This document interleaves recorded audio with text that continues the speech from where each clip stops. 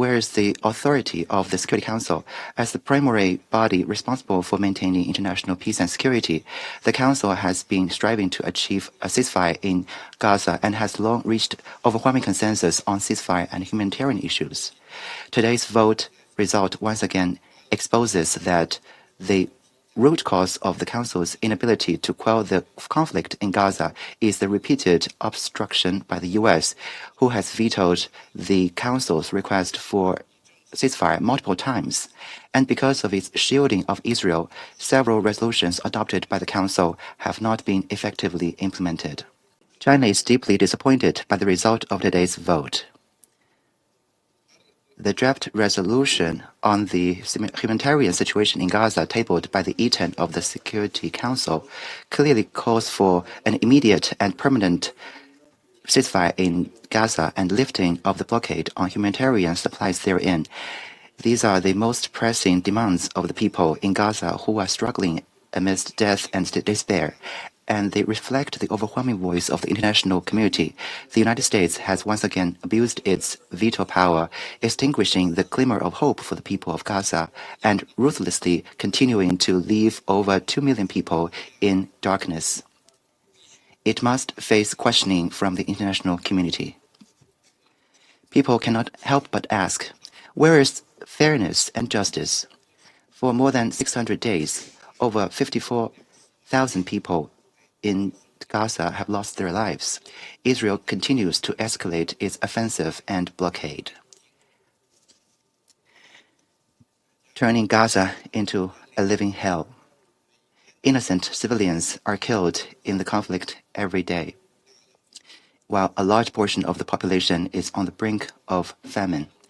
The United Nations has clearly pointed out that the aid delivery mechanism promoted by the U.S. and Israel violates the principles of impartiality, independence, and neutrality. Recently, there have been repeated incidents of civilian casualties near distribution sites, and this mechanism has even become a death trap. The brutal facts have clearly shown that military means are not the solution. This conflict has long exceeded the limits of a hostage rescue operation. Israel must immediately cease military operations and fully restore access for humanitarian supplies. People cannot help but ask, where is the international rule of law? Since the outbreak of the conflict, we have witnessed the weaponization of humanitarian aid, the targeting of civilian infrastructure such as schools and hospitals, and the ruthless killing of journalists and humanitarian workers.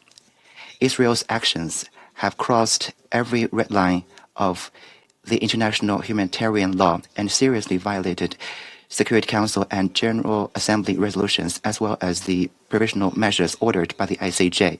Yet, due to the shielding by one country, these violations have not been stopped or held accountable. Observing international humanitarian law is an obligation all parties must fulfill. It is not optional. Any double standards or selective application will only erode the foundation of international rule of law and must be firmly rejected. People cannot help but ask, where is the authority of the Security Council? As the primary body responsible for maintaining international peace and security, the Council has been striving to achieve a ceasefire in Gaza and has long reached overwhelming consensus on ceasefire and humanitarian issues. Today's vote result once again exposes that the root cause of the Council's inability to quell the conflict in Gaza is the repeated obstruction by the U.S., who has vetoed the Council's request for ceasefire multiple times. And because of its shielding of Israel, several resolutions adopted by the Council have not been effectively implemented. Claims that Security Council action would interfere with diplomatic efforts are completely untenable. As long as diplomatic efforts are genuinely aimed at peace, the actions of the Council will only provide strong support. Madam President, the international community will never cease its efforts to pursue fairness and justice, uphold the international rule of law, and safeguard the authority of the Council. A veto by a single permanent member cannot stop the march toward peace. We urge the U.S. to face up to its responsibilities as a permanent council member, abandon political calculations, and adopt a just and responsible attitude in supporting the Council to take all necessary actions. China stands ready to work with the international community to help end the conflict in Gaza, alleviate the humanitarian disaster, implement the two-state solution, and ultimately achieve a comprehensive, just, and lasting solution of the Palestinian question. Thank you, Madam President.